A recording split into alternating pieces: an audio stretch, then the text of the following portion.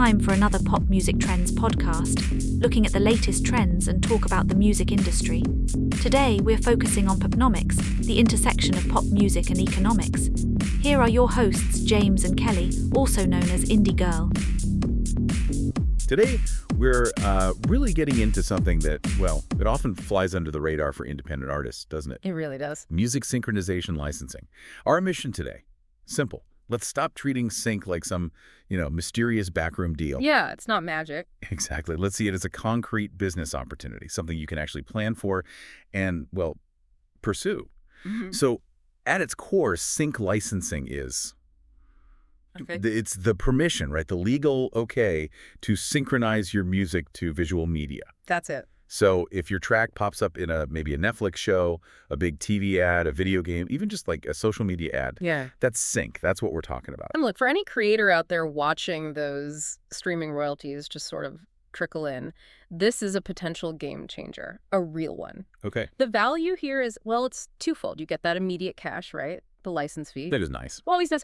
But maybe even more important, you get exposure, like targeted, powerful exposure that honestly money often can't buy. Right. We're talking about potentially hundreds of thousands of new listeners suddenly searching for your music overnight, just because they heard it in the right place. Okay, let's unpack the mechanics then. Right. How does this actually work? When I sign a sync deal, I'm not selling my song forever, am I? It's more like leasing it. That's precisely right. Yeah, leasing is a good way to think about it. You keep your copyright. You own the song. Yep. You're just granting a limited, defined permission to use it in exchange for that upfront payment. But to really get how the money works and why negotiation is so key, you absolutely have to understand the technical split. The split. Yeah, the ownership split. Every single sync deal, everyone, needs clearance for two separate rights. Two distinct things. Okay, what are they? First, you've got the master recording. That's the actual sound file, the specific recording of the song, the WAV, or the MP3. The thing you actually hear. Exactly. That's usually owned by the artist, or maybe their record label if they have one. Then second, you have the composition. That's the underlying song itself. The melody, the lyrics, the chords, the intellectual property of the song. That's controlled by the songwriter, or maybe their publisher. Got it. Mastering composition. And both sides have to say yes. Both need to be cleared before a music supervisor can legally use that track in their project. Okay, so wait, this complexity, Yeah. this sort of industry structure with the two sides, that could actually be an advantage for independent creators, couldn't it? Bingo. That's the indie edge right there. Think about it. Yeah. If you, listening right now, wrote the song and you recorded it, well, you own both sides. Master and composition, 100%. Which makes you a one-stop shop. Right, a one-stop shop. So you make the whole licensing thing way simpler. You cut out all the back and forth, the red tape. The lawyers talking to lawyers. Yeah, exactly. That stuff that probably slows down deals with major labels, where the label owns the master and some big publisher owns the composition. And that speed, that simplicity, it's incredibly valuable, especially in media production where everything moves so fast. Yeah. Crushing deadlines, always. If a production team finds a track they love, they need to know, like right now, if they can clear it. They don't have weeks to wait. Okay. So this leads to that term you hear, pre-cleared music. Exactly. Pre-cleared means the rights holders, ideally, just one person or entity are known, they're reachable, and they're ready to sign fast. They can prove they control both the master and the composition. That sets the stage perfectly. So we know about the rights, the two sides. But who's actually looking for the music? Who's on the other side of this deal? Okay, the key player, the person you really need to understand, is the music supervisor. Right. These are the pros. They work for ad agencies, film studios, TV networks, game developers. Yeah. They're the bridge between the creative vision and the music budget. And they're not just looking for any song. No. It's got to be the perfect song. The right mood, the right tone for a specific scene, maybe the right message for a brand. And crucially, it has to fit the budget. Budgets are always tight, I imagine. Almost always. And their search criteria are pretty specific. They need good metadata, genre, mood, tempo, keywords, all tagged correctly so they can find stuff. Makes sense. And they need that proof of clear ownership we just talked about. Once they find something that fits, they reach out to you or maybe your agent, and that's when the negotiation starts. Okay, negotiation. Let's talk money, because this is where it gets potentially really interesting, but also kind of confusing. Yeah. Variable is the word. The rates vary wildly, all right?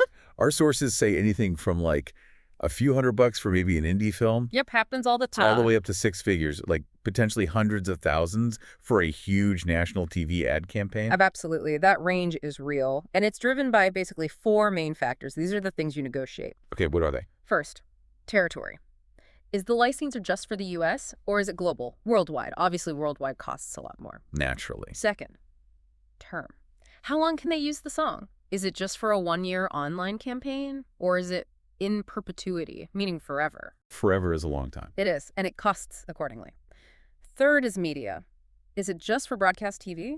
Or is it all media, which covers, web, streaming, social media, theatrical release, maybe even platforms that don't exist yet? Wow, okay, all media is broad. Very. And finally, maybe the biggest factor, audience or usage. A small indie short film reaching maybe a few thousand people just isn't priced the same as a Super Bowl ad hitting 100 million viewers. That clarity is super helpful. Mm-hmm. Because, yeah, you can see how landing a track in, say, a big Netflix show, licensed worldwide, Yeah. in perpetuity for all media, Hmm? well, that's how you hit the jackpot. That's the dream placement for sure. Let me play devil's advocate for a second. Yeah. If being a one-stop shop indie artist makes you efficient, Mm-hmm. doesn't that also mean you might get paid less? Like, are music supervisors looking for indie music partly because it's cheaper than clearing a major artist? That's a really fair question. And yeah, there's some truth to that. Independent tracks generally are priced lower than, a Beyonce track or something from a massive legacy band. But that's not necessarily a bad thing. How so? Well, music supervisor budgets are often tight, especially for, say, background music or tracks deeper in a film. They might actually prefer an easier to clear, more affordable indie track that still nails the vibe, rather than spending half their budget on one big song. Ah, okay. So it's about fitting the need in the budget. Exactly. The goal for the indie artist shouldn't always be to demand a major label fee. It's often about securing that placement, getting that incredible exposure, and then unlocking the other income streams. Other income streams, like We do performance royalties. This is crucial. Right, let's get into that. So when a song with your music gets played on TV or radio or certain streaming platforms, Yeah. basically broadcast or public performance, it generates another type of royalty, a performance royalty. Okay. And that's separate from the upfront sync fee. Totally separate. The sync fee is for the license to use the song. The performance royalty is for the broadcast or performance of the work itself. And this money is collected by specific organizations. The PROs, right? Performance rights organizations. Exactly. Like ASCAP, BMI, SISAC in the US, or PRS over in the UK, SOCAN in Canada. There are equivalents globally. So tell me, why does someone listening need to be registered with one of these? Because that's how you get paid those performance royalties. The PROs track when and where registered songs are performed publicly, like on TV shows and commercials, even played in bars sometimes. They collect fees from the broadcasters or venues, and then they distribute that money back to the registered songwriters and publishers. So if your song lands in a commercial that runs, say, 50 times. Each of those airings generates a small royalty. The PRO tracks it and pays you, or your publisher, it adds up. It's often called the long tail income. Gotcha. So you really need to be registered with a PRO to capture that back-end money. It's not automatic. Not at all. It's essential homework if you're serious about sync. Register your songs. Okay, that paints a much fuller picture then. You get the upfront sync fee, which could be small or large, Right. and then you potentially get this ongoing stream from performance royalties if it gets broadcast. Exactly. Cash up front and potentially durable income later, plus the exposure. And you mentioned earlier the demand for this kind of music, independent, affordable, easy-to-clear music, is higher than ever. Oh, absolutely. Think about the sheer amount of content being made, streaming platforms launching constantly, YouTube channels needing soundtracks, indie filmmakers, podcasters, brands doing endless online campaigns. They all need music. They all need music, and often they don't have the budget or, frankly, the time to clear tracks from major labels. So this is where that indie edge we talked about really comes into play again. It's huge. It's not just about having good music anymore. It's about having good music that is ready to go, instantly usable, Pre-cleared. pre-cleared, properly documented. An independent artist who can say, yes, I own both sides, here's the file, here's the contract ready to sign, they jump right to the front of the line for a busy music supervisor. It avoids potentially months of back and forth. That makes perfect sense. And thankfully, artists don't have to just like randomly email studios hoping someone listens, right? there's infrastructure now. Yeah, the game has changed. You don't have to cold call people anymore, thankfully. There are dedicated platforms, sync agencies, libraries, companies whose whole job is to connect indie musicians with these opportunities. Okay, so we're talking about places like MusicBed, Yeah. SongTradeArc, Artlist, those kinds of platforms. Exactly. Those are some of the big players. There are many others, some more boutique, some specializing in certain genres. So what's the deal with using them? What's the trade-off for an artist compared to trying to get placements directly? Well, these platforms are often really valuable entry points. They gather huge catalogs of crucially pre-cleared music. They make it easily searchable for music supervisors by mood, genre, tempo, instrumentation, you name it. So they make discovery easier for the supervisors. Massively easier. And they handle a lot of the tricky parts for the artist. Mm. The pitching, the negotiation, tracking payments, the legal stuff. Okay, that sounds pretty good. What's the catch? The catch is the commission. They take a cut. A significant percentage of the sync fee, often somewhere between 20% and sometimes even 50%. 50%, wow. Yeah, it varies by agency and that type of deal. So the trade-off is clear. Work directly with a supervisor. You keep 100% of the fee. But that takes a ton of networking, constant hustle, meticulous record keeping. Time you could be spending making music. Exactly. For a lot of busy independent artists, the access and the efficiency that a good sync agent or platform provides, it's often well worth the commission they charge. Can you give an example? Does this actually work for, like, smaller artists? Oh, yeah. We heard about a producer basically making tracks in their bedroom, submitted a, 30-second instrumental cue to an agency. Okay. That agency got it placed in a regional car commercial, not even national, regional. Overnight, their Spotify streams jumped 400%. Wow. Just from a regional ad. Just from that, that's the kind of targeted exposure sync can deliver. You just can't buy that kind of attention, even if the agency took a cut of the sync fee. It kickstarts things. That really drives home the power, doesn't it? It's not just a one-time payment. It's potentially a career accelerator. Oh, Okay, that brings us towards the end of our dive today. Let's just quickly recap the key takeaway. that's good. Sync licensing. It's a powerful dual opportunity, really. Yeah. You get that crucial upfront payment for the license itself.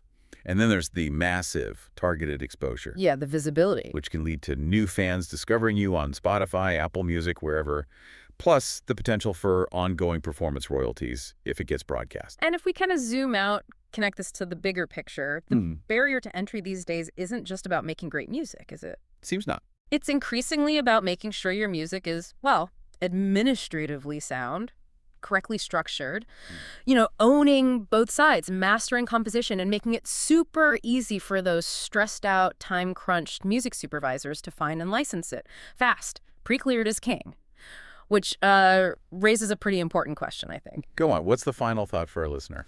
Well, we're seeing this big shift, right? Away from complex major label deals towards valuing speed and ease of licensing. Simplicity wins. Oh. So the provocative thought is this. How can you, as an indie artist, optimize your existing music catalog, the songs you've already released, the stuff maybe sitting on streaming platforms right now? How can you retrofit that catalog to be fully quick clearance compliant today? How do you adjust your rights management to grab this opportunity that the market is clearly presenting? Retrofitting your existing work for quick clearance. That's definitely something to chew on this week.